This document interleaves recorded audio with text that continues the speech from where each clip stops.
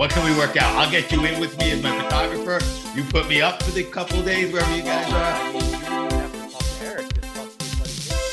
I'm Obi. That's Ed. And we are drinking from the Garden Hose, your favorite podcast. Get us wherever you get your podcast. Remember to like us, subscribe, leave comments, give us feedback. Feedback helps drive the show. Ed, how are you? Doing great. Made it through the holidays with minimal crankiness, I guess. So that's good. I think partly because I wasn't working and I was able to, one of those deals where you forget what day of the week it is. So that's always good. Getting back to work was a little tough, but hey, I survived. That's all that matters. All right. Absolutely. That is kind of all that matters. I did notice, as we were laughing about before the show came on, your nemesis has been reaching out to me over the holiday season. And I did see that you were not with them on the New Year's Eve. There was a post and you were doing at home stuff. Yeah, I had a sick kid, so I couldn't partake in the. I mean, I could have done old times where we just show up sick and get everybody else sick a couple weeks later, and no one feels guilty about it. But yeah, I had to be the adult in the room and not show up. So yes, I had a quiet evening at home, which allowed me to watch football. Which, to be honest with you, I was in heaven. Great games on Saturday. I know this isn't a sports podcast, but I mean, just watching Ohio State choke like that, and maybe it wasn't even a choke, just missed the kick like my nephew kicks Madden field goals. It was all wide left. That was I was not asleep by midnight, was I? I may have been. I tell you, if ever there was a year I was going to be asleep before midnight, it was this year. But that football game went so freaking long that I was still up at midnight. Yes, as I think about it, I was in bed at like 11:30. Yeah. So the fact of the matter is that you were in bed at 11:30, and I was thinking about it all day about getting into bed before midnight. Proves that we are not cranky old men in training anymore. I think we've crossed over, and in 2023, we're officially cranky old men. I think you might be right. And one thing as cranky old men that I want to hear your opinion on, as we teased last week, was you go out to eat with some other cranky old men and their spouses, and you settle at the end of the meal. Are you splitting the check evenly? Are you splitting it ahead of time, having the writers them each give you your own check, or you have some other plan? Yeah. So I feel strongly about this. And if you go out to dinner with people, you split the check. You don't get separate checks, you split the check. And what I love about today's technology is you can just throw your credit cards in there. So 3 couples, 3 credit cards. You tell the waitress, split it 3 ways, you get it back. You all discuss the tip, you get the same tip, boom, bada bing, bada boom. If you go out with people, and this is me, I'm telling you right now, if you go out with me and you pull that shit where I only had 1 drink, you had 2 drinks, I only had a salad, you had an entree, so mine's $30 and yours 60. I guarantee you we're not eating together again. Guaranteed. Well, I feel like we've had this conversation before, but maybe we haven't. I'm on board with you 100%, 99%. If you are one of these folks that either A, only wants to pay for themselves, because you for whatever reason want to do just you. The same technology that does make it so easy for us all just to throw our credit cards in does make it a little easier for you to ask the server for a separate check ahead of time. You better do it ahead of time, and I better not see you reach for a bottle of wine. I better not see you ask somebody for an appetizer bite. Like, you get your muffin and you eat your own food, and at the end of the day, you're not like, it took me 30 seconds. Like, if that's who you have to be, you got to do it ahead of time, and then we all got to tell the server, only spit in your food. But once the meal is going, you are eating the meal fully. You have to take part, split the bottles of wine. It's all you. You go ahead and you split the bill. Hi. Well, I was recording my podcast. But Ed vanished. And now I'm looking for my phone. In the middle of the podcast? In the middle of the podcast. So now I'm looking for my phone so I can at least text him. Podcast about. Splitting the bill. I had no input on that. Never had to do that. Well, I have to literally split the bills and yeah. You trying to put money to that fucker? Why don't you check your text messages? You said yes, but you could have said yes, and you were about to do it, and then you got it. Because Why don't you read what that text message says? 'Cause it doesn't say yes. You say done. Check what the message says. So I just went on that rant. I wouldn't say rant. I just had that conversation with Ed about where I stood on splitting the bill. And Ed left. He just quit the podcast. I don't know what's up. So I guess it's just me today. And now I'm drank from the garden hose. I think my internet crashed. Well, welcome back, Ed. How much of that did you hear? Because we can just come. I heard the part about we may have talked about this before. And that's it.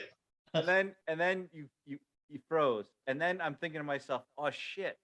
I think we have talked about this before. Well, the point that I made was, the long story short, is that if you have to be on your own, tell the server ahead of time. Don't share apps. Don't share a bottle of wine. Don't ask for food off somebody's plate. Because I love family style. Like, I like to go with people who are like, with my wife, I'll share a plate. But I like to go with people who everyone will share plates. But you can't be part of that because you got to split the bill. Tell the server ahead of time, and we'll tell the server to spit in your food. And you better tip good. Like, your tip better be good because you're causing extra work for the server, which, the server's doing literally extra work above and beyond their pay grade. I would agree, Obi. I'm still not going back out with you though. That's fine because you're not going to hurt my feelings because I'm not that guy. Yeah, I know. I just think, it's one of these things like, if you go on vacation, I learned this growing up, and if you go on vacation, right, and you're like skimping while you're on vacation, like, oh, I can't afford to do that, or I can't, then you shouldn't go on vacation. Like, you can't afford the vacation, which is fine. Just don't go on the vacation. I feel the same way about going out to eat. Like, if you need to save a couple bucks because somebody had an extra beer, then you really can't afford to go out to eat. And that's fine. Just don't go out to eat. Tell your friends, like, hey, maybe we should just, although bowling's damn expensive, maybe we should just bowl or like do something else that maybe is more cost effective. That's all. Well, see, here's where I'm gonna take the side of the other person, in that you can control how, like, vacation is different. Like, you go on vacation, there can be times when you're like, I wish I hadn't gone on that vacation 5 years later. If you do Disney only once and you do it right, but if you're going out to eat, like, sometimes it's a situation where you're kind of socially required to go out to eat, but you don't want to. So, like, a work function, your boss hopefully is paying for, but maybe a work kind of get together lunch, you kind of have to go because everyone's kind of go. So that becomes like, yeah, and even though there's no beers there, it's just, I'll just go get salad. All right, I get that too, Obi. Okay, so I'm not thinking that, but here's the thing: you can't be the asshole in the other direction either, right? So Right. If it is a work fun, like if it's a group of friends, right? It's different. I think because you know each other, you've learned, like, hey, that asshole orders lobster all the time, or orders the $300 bottle of wine, and doesn't chip in extra, right? They split. You don't go out to eat with them either, right? You're like, right? So if you're in a work situation, I agree, you don't have the situation, but you should have situational awareness that don't be the guy that orders a $300 bottle of wine either, unless you're willing to pay for it. I mean, I think that's the moral here. Like, if you're going to order some crazy shit at dinner, be ready to pay up for it more than everybody else. That you're right. That's the other side. If no one else is ordering apps and you're like, I'm going to get 2 apps and a meal, then and what I have found is that maybe I just choose good people. Maybe I've only noticed it when it's been done the right way. Most of the time, when people either order an expensive bottle of wine that they're going to share for the table, they might say, "Hey, listen, I'm really going to go over the top on this bottle of wine. I'm going to share it, but I'll make sure it's covered." Or, "Hey, if no one else is ordering apps, I'm ordering apps. I'll put in I'll put an extra $20." Like that's usually what you see from the over orderers because they know that they're taking advantage of a situation where the under orderer who wants his own little meal, they're trying to take care of themselves. Like there's a little more like, and they make it difficult. They just do. They make your life difficult. Yes. And I understand. And you're right. Sometimes you just can't afford to go out. So suggest McDonald's. Or like, Yeah. yeah. And I'll tell you, yeah, I would agree. Like, but if you're gonna over order, definitely put in the extra money. Otherwise, you're gonna find yourself not eating with other people. You're going to be eating it's going to be the over orderer and the split the bill person going out together. 300 bottle of wine and 2 apps over here and a salad, split the bill, please, over there. Like here's a perfect example. I went out one evening with a bunch of guys and we went to a club, and this was when bottle service just started, right? I had never even heard of bottle service. And so we go in this club. It was a guy's weekend. We go into the club and we pay like a $20 cover to get in there. And as we get in there, there's all these tables around the dance floor. We got there a little early, so they're all empty, but they all say reserved on it. So the one guy says to the people at the door, like, "Hey, how do I get that seat?" And they're like, "Well, it's bottle service. You got to pay $300 for a bottle of whatever." He's like, "Sign us up. Let's sit there." And I'm like, "Whoa, what the hell did we just get ourselves into?" And so we got our covers back because we got this table. But this guy says, "I got the bottle. Don't worry about it. Just we're all drinking on me, right? I wanted to sit here, so I'm taking care of it." So I think you got to. That's what you got. That's how you act if you're going to do that. And I think another part of that is, like you said, you know who you're going with. So if you're, I'm in a situation where I have friends who are higher rollers than me significantly, and I have friends who are lower rollers than me significantly. And so you got to be cognizant of where those folks are rolling. So if you're like, "Hey, we're going to go to a super nice restaurant that you probably can't afford," let them know ahead of time. We got it. And you're right. And if you want to split with that, and if you want to split with that same couple, you go, "Oh, we'll go to Denny's," whatever it is, But so that they know, it's obviously something that they think we can afford. But Yeah, I think it's a perfect, you got to know the room, right? You got to be able to read the Yeah. room, know who you're going with, and feelings get hurt. But again, there's nothing worse than that person that tries to, "Oh, let me see the bill," and they start itemizing shit. And I'm going to tell you something about the person that itemizes. They never itemize like the tax and the tip into their bit, right? They're like, Right. "Oh, mine was $14.99." They'll be generous and they'll round it up to 15. But at the end of the day, $14.99 and $5.99, right? It's $21. They're throwing in 22 maybe, and they're like, "Oh, I covered the tip too." Like, you Yeah. didn't even cover your tax, dude. yeah, I agree. The itemizers are the worst, and they need to be stopped. If you're an itemizer, stop. And if you're one of the people who I told to listen to last week and you listen this week, we all know who we're talking about, and we stopped going out to eat with him. So that's there is a group of us. We have a nice little chat, and someone's no longer in the chat because Someone of got their voted off the island because voted right they up. nice at dinner, right? Couldn't play nice at dinner. You're off the goodbye. The don't get dinner invites. Like it's like we're a subgroup of a bigger group, and when we say, "Hey, let's invite everybody," but that, because you can't come out to eat with us. You can't. You just can't do it. The other, and they could have been for a nice New Year's Eve dinner, which we're both too old for, but we may or may not be too old for New Year's resolutions. Do you do the resolution thing, Ed? No, I think it's dumb. I don't have time for resolutions. I laugh at people who make resolutions. Because here's the thing, and this is my philosophy. If it's important enough to do, why do you have to wait till January 1st? Do it the day you decide you need to do it. End of story. That's why I don't have resolutions. Okay. That seems reasonable. I don't have a resolution. I don't even have a theory on why. I just don't set. You just don't make resolutions. I just don't make New Year's resolutions. Do I all of a sudden? Yeah, my brain is riddled with ADHD, and so one day I'll just have a thing and I'll just write it down, and then that becomes the new thing. Like literally, when I went back to grad school, my wife woke up middle of the night. I woke up, wrote something down. She's like, "What are you writing about?" I'll tell you in the morning. She wakes up. What are you writing about? Going to grad school. She's like, "Wait, I've been asking you to go to grad school for X number of years now, and you just kept saying no, no, no, no, no." And last night, I'm like, yeah, last night I decided I was going to grad school. Went ahead and did that. Obi, that's my point. Like when you decide to do something, do it. Why do we have to have like artificial deadlines or artificial start times to life-changing things that are for the better? Like I don't know.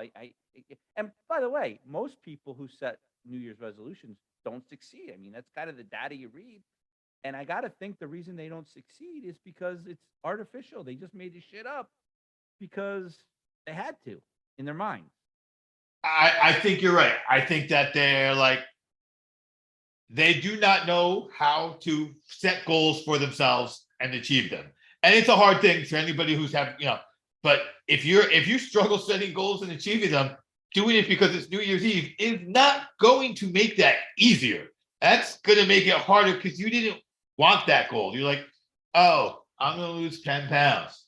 Well, unless your goal is to lose 10 pounds because you put on 10 pounds over the holidays, you could have set that goal for yourself earlier. Yeah, But I'm going to assume you needed to lose 10 pounds in December as well. Right. Hopefully it's not 20 now. But you work in an industry that loves New Year's resolutions. Yeah. Yeah, you love those people. Oh yeah, I mean, yes and no. Yes and no. The exercise industry is an interesting one because January gets really crowded. But by March it's empty again, right? And so and some of those people still pay their dues, but some of those people also cancel. So it's not like you get rich because they all came in January. But the other thing it does though is because it's so crowded, your regulars, the ones that pay their dues year in, year out, get pissed off. Like they really don't like it. And so it's like the yin and the yang, like are you pissing off your regulars to serve the people who are going to be there for 2 months? But at the same point, not everyone who joins in January quits. Some people are really making that life-changing decision and it's going to be forever, right? So it's an interesting phenomenon. But yeah, that's one of the reasons why I know New Year's resolutions don't work. I have data. I have all these people who join who pay lots of money in January and are gone by March. So I have to say, as somebody who goes to the gym, I know you care. Here's your chance to throw some shade at that. I know you've always wanted every time I mention it. Well, it's winter in your professional biking career, cycling career, or the break. You have to right. In the gym. Gotta go to the gym. But the gym I pay to go to, I only go to work out with weights once a week because it's where I do my cup up. So it's Tuesday nights. I work out, do come up. Friday. Which for those who are just joining us is when you play with swords, right? It's when I play with swords, and highly recommend it to every old man because you get to beat up other dudes, but relatively safely. So what I did, I went in on Tuesday expecting significant issues on Tuesday night, and to say there was not like an overly crowded parking lot. The gym did not seem more crowded than usual. Again, I'm only there once a week, so I'm sure there are people who are not new who I don't know, but it didn't look like a lot of new faces. It looked like a lot of the regular faces. So I'm not sure if the gym I go to decides not to try to grab that cash and then have to worry about cancellations. Like, is it conceivable it's not worth the 3 months of income And because they do waive the sign-up fee in January, they do that. But I don't see ads on TV for this particular gym, and there didn't seem to be that influx. Yeah, it could be another thing though, Obi. I was, doing some research on New Year's resolutions, and I noticed that wanting to play with swords is actually down this year. It's not like high up on the resolution list. So it could just be like one of those valley years for that resolution. And next year, it could be cyclical. Next year, the gym could be packed because everybody wants to play with swords. Yeah, no, this is a regular weightlifting. This is a well-known gym brand. So With, do you play with swords at the same gym, or are you trying to tell me that you leave the house, go to one location, lift weights, and then go to another location to play with swords? no, so I go to one location, a national chain. They may have different names in different parts of the country, but lots of things do. Lift weights, then go into their exercise room and play with swords. Okay. That is what I do on Tuesdays. The rest of the week, when it comes to weightlifting, I did not know your sword playing was at a national chain. I thought it was like at, somebody's strip mall that they rented and they let you play with swords there. it was. So yeah, yes, it was pre-pandemic. First, it was in a strip mall. Then it moved to an industrial complex. Yep, Cheap rent, bigger area, and then there was a space from the chain because of the pandemic and revenues and yes. So now that's how. So Obi, on the resolutions, as much as I don't do resolutions, I think they're stupid. There's something else that occurs in January that really bugs me. Oh, I know what really bugs you. I know it. And it's somewhat of a resolution, but it's not called a resolution. I think you know where I'm going with this, but this dry January thing, I knew where you were going with this. like, come on, that's the dumbest thing I ever heard of. And it's similar too. Like, if you need to stop drinking. Don't wait till January. And then you're only going to do it for a month. And does that make you a Superman after you don't drink for a month? Do you feel good about yourself? I mean, I don't get it.